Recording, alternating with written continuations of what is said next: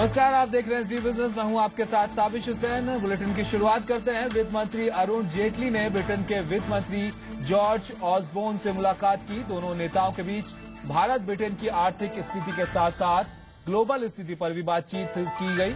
और अरुण जेटली 2 दिन के लंदन दौरे पर हैं। आपको बता दें, कल जेटली पार्लियामेंट स्क्वायर में गांधी जी की प्रतिमा का अनावरण करेंगे और वित्त मंत्री का लंदन स्टॉक एक्सचेंज जाने का भी कार्यक्रम रहेगा।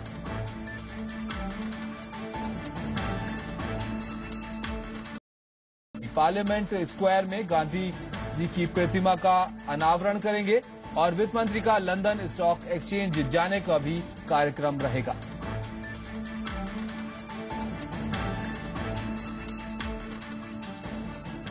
चलिए आगे बढ़ते हैं, कुछ और खबरों का रुख करते हैं। स्पाईगेट मामले में आज भी बड़ी हलचल रही। कल गिरफ्तार हुए 3 आरोपियों में से 2 आरोपियों को 5 दिन की पुलिस कस्टडी में भेज दिया गया है और आज पटियाला हाउस कोर्ट में विनिवेश विभाग के under secretary Ashok Kumar, DEA के सेक्शन ऑफिसर लालाराम शर्मा की पेशी हुई। सीबीआई ने कोर्ट से 5 दिन की कस्टडी मांगी थी और मुंबई का एक सीए भी कल गिरफ्तार हुआ था। उसे ट्रांजिट रिमांड पर दिल्ली लाया जाएगा और आज भी मुंबई में 2 सीए फॉर्म्स पर सीबीआई ने छापे मारे हैं। सीए फर्म चिताले एसोसिएट्स पर आज सीबीआई ने छापेमारी की। हमारे संवाददाता अनुराग शाह ने मौके का जायजा लिया। स्पाईगेट मामले में सीबीआई की जांच तेज हो गई है और इस पूरे मामले में हर दिन नए खुलासे हो रहे हैं। आज भी सीबीआई ने मुंबई की 2 बड़ी फर्म्स के यहाँ छापे मारे हैं। चितले एंड एसोसिएट चार्टेड अकाउंटेंट्स के यहाँ से सीबीआई ने कई मात्रा में दस्तावेज जब्त किए हैं और सीबीआई का दावा है कि आने वाले दिनों में इस पूरे मामले में और भी कई कड़ियां जुड़ी हो सकती हैं और कई नए खुलासे हो सकते हैं। कैमरामैन दीपक के साथ अनुराग शाह, जी मीडिया, मुंबई।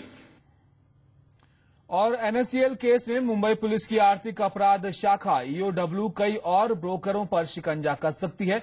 ईओडब्ल्यू के एडिशनल कमिश्नर राजवर्धन सिन्हा के मुताबिक पुलिस उन ब्रोकर से भी पूछताछ कर सकती है जिन्होंने 31 जुलाई से पहले गड़बड़ियों को भांपते हुए सारे सौदों का निपटारा कर लिया था। हमारे साथ है मुंबई ईओडब्ल्यू ब्रांच के additional commissioner Rajvardhan Sinha. Welcome on Zee Business sir. Sir, हाल ही में आपने 3 बड़े ब्रोकर्स को अरेस्ट किया, लेकिन सर आपको नहीं लगता काफी देरी से ये अरेस्ट हुआ है और काफी समय मिल गया ब्रोकर्स को अपने खामियां छुपाने का? मैंने कई प्लेटफॉर्म पे ये बात कही है कि टोटल 139 ब्रोकिंग हाउसेज और ब्रोकर्स इस एनएससीएल प्लेटफॉर्म पे ट्रेडिंग कर रहे थे। तो जाहिर सी बात है कि इसको तहकीकात करने में वक्त लगना है और वक्त लगा। और साथ में अरेस्ट कोई एक माइलस्टोन नहीं होता है जिसके अंतर्गत आप किसी भी इन्वेस्टिगेशन को माप सकें। सर, आपको कब लगा कि ब्रोकर्स जो हैं ये अब कॉर्पोरेशन इनका बंद हो गया? क्योंकि उनका कहना है कि हमने जितनी डिटेल्स थी, जितने पेपर्स थे, सब पुलिस को बता दिया और जितनी बार भी हमें समन भेजा गया हम हमेशा पुलिस के पास गए अपने इन्वेस्टिगेशन के लिए। रिप्लाईज अगर इवेसिव हों और जो भी जानकारी हमें दी जा रही है उसमें हमें ऐसा महसूस होता है कि कुछ छुपा करके, कुछ डॉक्टर करके जानकारी दी जा रही है, तो जाहिर सी बात है कि हम उसको कोऑपरेशन नहीं मान सकते। 5 जो बड़े ब्रोकर थे जिन्होंने एनएससीएल में करीबन 70% का कारोबार किया, उसमें से आपने 3 को अरेस्ट कर लिया और अभी काफी लंबी लिस्ट है। सर, बड़े ब्रोकर्स की यदि हम बात करें तो 2 और 5 में से मोतीलाल ओसवाल और सिस्टमेटिक रह जाते हैं। सिस्टमेटिक कहीं हद तक ऐसा भी था कि जो कारोबार एनएससीएल की वजह से काफी बढ़ा चढ़ा। तो इस हिसाब से आपको क्या लगता है ये बाकी कब तक आपके रडार में आएंगे? मैंने आपको पहले भी कहा है कि अरेस्ट किसी भी इन्वेस्टिगेशन का कोई पैरामीटर नहीं होता है और कस्टोडियल इंट्रोगेशन तब ली जाती है जब कोई हमारे साथ कोऑपरेट नहीं करता है। और अगर हमारी तहकीकात इस हिसाब से चल रही है और तहकीकात के अंतर्गत हमें ऐसा महसूस होता है कि हमें बाकी ब्रोकर्स की कोऑपरेशन मिल रही है, तो मैं कोई भी स्पेकुलेशन इस विषय में नहीं करना चाहता हूं। लेकिन सर, जो अभी भी निवेशकों के मन में जो सबसे बड़ा सवाल है, क्या उनका पैसा वापस लौट आएगा? आपको शायद ये मालूम है कि 6000 करोड़ वर्थ की प्रॉपर्टीज ईओडब्ल्यू मुंबई ने सिक्योर किया है।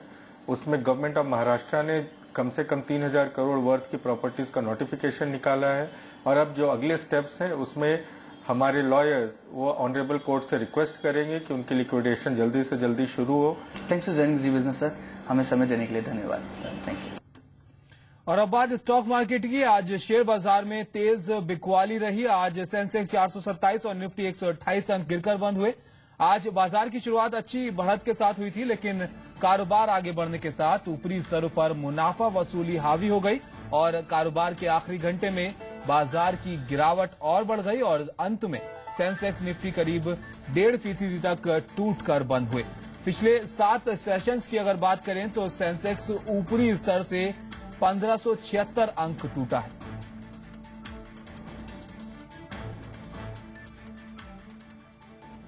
ये तो ऑब्वियसली पॉजिटिव गिना जाएगा कि इंश्योरेंस फाइनली पास हो गया, जो कितने 10-15 सालों कितने God knows how many years से it was stuck. Big picture में ये है कि मुझे नहीं लगता कि मार्केट को हर वक्त एक नया ट्रिगर ऐसे नहीं मार्केट चलती। मार्केट का है कि all the positive big top down numbers are positive चल रही है बिकॉज अंडरलाइंग इंडिया के नंबर्स, इंडिया की इकोनॉमी इंप्रूव हो रही है बिकॉज 3-4 साल तक काफी बुरे हाल में थी एंड ऑयल का बेनिफिट हुआ है and strong government in general is helping. But हर वक्त ट्रिगर ना देखा करें। और हम सब जानते हैं कि पिछले काफ़ी समय से कहते आ रहे हैं कि फंडामेंटल जो है वो सपोर्टिव नहीं है, कॉर्पोरेट अर्निंग्स काफ़ी ख़राब हैं, थर्ड क्वार्टर तक की अर्निंग्स पता है ख़राब है, फोर्थ क्वार्टर की अर्निंग्स भी बहुत अच्छी नहीं होंगी बिकॉज ऑलरेडी 2 मंथ्स बीत गए और उसमें हमने देखा कि कोई खास ऐसा इम्प्रूवमेंट देखने को नहीं मिला। तो इस समय 2 ही चीज़ें चल रही हैं, न्यूज़ फ्लो या लिक्विडिटी। न्यूज़ फ्लो आपके पास जब जैसा रहता है पॉजिटिव नेगेटिव उसके अकॉर्डिंगली काम होता है, और लिक्विडिटी जो है वो ज़्यादातर हमारी विदेशों से फॉरेन FII की इन्वेस्टमेंट पे डिपेंडेंट होती है। अभी हम फिर देख रहे हैं पिछले 2-3 दिन से वहाँ पर ज़्यादा उथल पुथल हो रही है, थोड़ा लोगों को लग रहा है कि फेड के रेट हाइक होंगे, कुछ होगा, तो उस वजह से वहां से पैसा थोड़ा कम आने की बात हो रही है। फिलहाल यहाँ एक ब्रेक, खबरें और हैं, बने रहिए हमारे साथ, जल्द हाजिर होंगे।